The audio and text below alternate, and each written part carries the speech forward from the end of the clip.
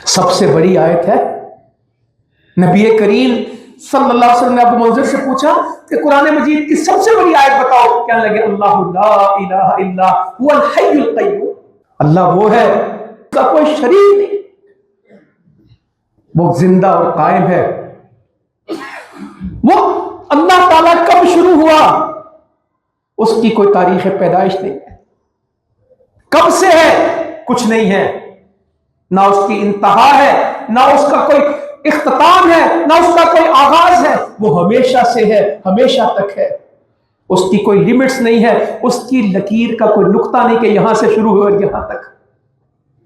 मुसलमानों ये चीजें समझने वाली हैं। अल्लाह की वहदानियत क्या है, अल्लाह की अलूहियत क्या है, अल्लाह की किबरियाई क्या है, अल्लाह ताला की अजमत क्या है, अल्लाह ताला की सिफात क्या है, अल्लाह ताला की शान क्या है, अल्लाह ताला के नाम क्या है। वलिल्लाहिल अस्माउल हुस्ना, अल्लाह ताला के तो बड़े बड़े प्यारे नाम हैं। फदऊहु बिहा, इसके साथ अल्लाह को पुकारो।